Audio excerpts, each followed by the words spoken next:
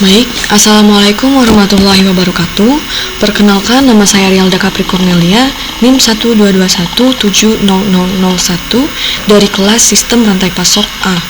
Nah, di sini saya akan menjelaskan mengenai tugas besar yang telah saya buat yang bertema pengukuran kinerja Supply Chain Management. Dalam Supply Chain Management, manajemen kerja dan perbaikan secara berkelanjutan merupakan salah satu aspek fundamental. Oleh sebab itu, diperlukan suatu sistem pengukuran yang mampu mengevaluasi kinerja rantai pasokan. Sehingga sistem pengukuran kinerja diperlukan untuk yang pertama, untuk melakukan monitoring dan pengendalian. Yang kedua, mengkomunikasikan tujuan organisasi ke fungsi-fungsi pada rantai pasokan. Yang ketiga, menentukan arah perbaikan untuk menciptakan keunggulan dalam bersaing. Yang keempat, mengetahui di mana posisi relatif terhadap pesaing maupun terhadap tujuan yang hendak dicapai. Untuk menciptakan sistem pengukuran kinerja Supply Chain Management, ada beberapa hal yang perlu diperhatikan. Yang pertama, menentukan yang akan diukur untuk menemukan kesesuaian antara strategi Supply Chain Management dengan matriks pengukuran.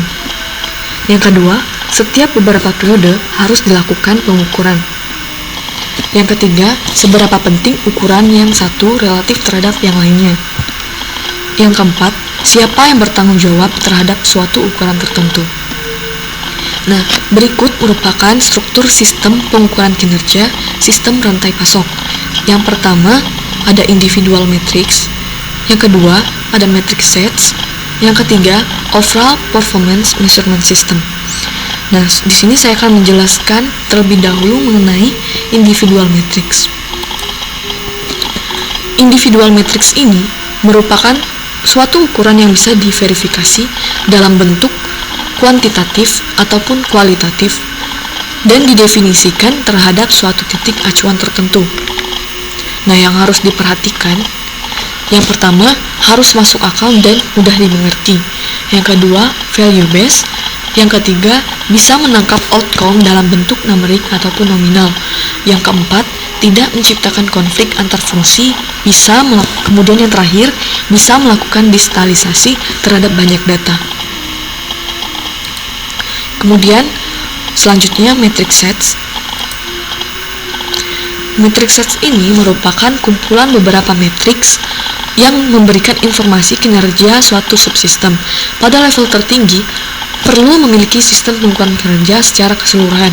Sistem keseluruhan ini tidak hanya merupakan kumpulan matrix set saja, namun juga akan menciptakan kesesuaian antara matriks satu dengan matriks lainnya dengan tujuan strategis organisasi.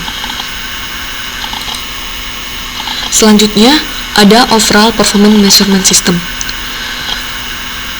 Overall performance measurement system ini merupakan suatu proses penilaian kemajuan pekerjaan terhadap tujuan dan sasaran yang telah ditentukan sebelumnya, termasuk informasi atas efisiensi penggunaan sumber daya dalam menghasilkan barang dan jasa, kualitas barang dan jasa, hasil kegiatan dibandingkan dengan maksud yang diinginkan dan efektivitas tindakan dalam mencapai suatu tujuan. Selanjutnya, berikut merupakan pendekatan proses pengukuran kinerja Supply Chain Management. Yang pertama yang harus dilakukan yaitu mengidentifikasi dan menghubungkan semua proses yang terlibat, di mana proses yang terjadi di dalam maupun di luar organisasi tersebut harus diidentifikasi terlebih dahulu dan dihubungkan.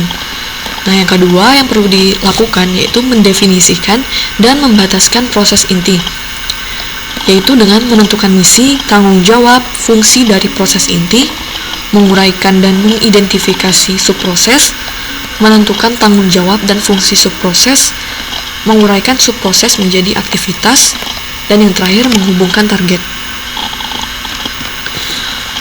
Kemudian ada performance metric, diukur dalam berbagai dimensi, yaitu yang pertama, biaya yang terlibat dalam eksekusi suatu aktivitas. Yang kedua, waktu yang diperlukan untuk mengerjakan suatu aktivitas.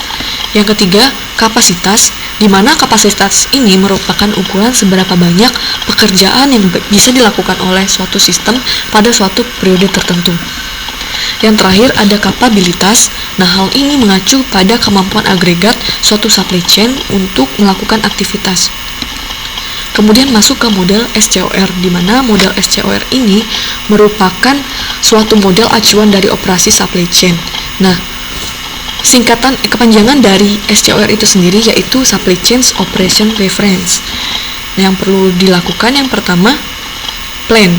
Plan ini merupakan proses yang menyeimbangkan permintaan dan pasokan untuk menentukan tindakan terbaik dalam memenuhi kebutuhan pelanggan. Kemudian source ini merupakan proses pengadaan barang maupun jasa untuk memenuhi permintaan. Yang ketiga ada make. Make ini merupakan proses untuk mentransformasikan bahan baku atau komponen menjadi produk yang diinginkan oleh pelanggan. Yang keempat ada deliver. Deliver ini merupakan proses untuk memenuhi permintaan terhadap barang ataupun jasa.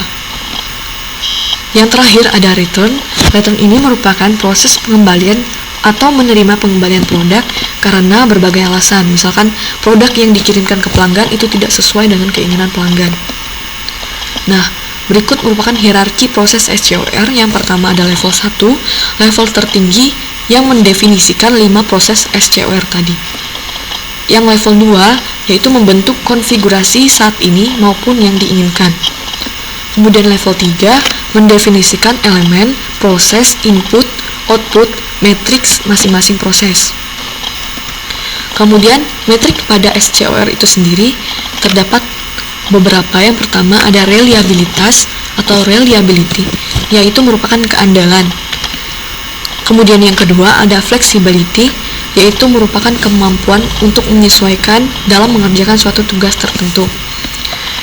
Yang ketiga ada responsiveness, yaitu merupakan kemampuan tertentu untuk menyelesaikan tugas dalam waktu yang telah diberikan. Yang keempat ada cost. Cost ini merupakan pengorbanan yang dikeluarkan dalam mengerjakan suatu tugas tertentu. Yang terakhir ada aset. Aset ini merupakan hasil dari suatu proses atau suatu tugas yang telah dilakukan.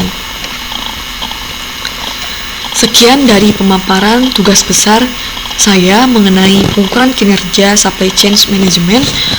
Apabila ada salah kata, saya mohon maaf. Saya akhiri dengan wassalamualaikum warahmatullahi wabarakatuh.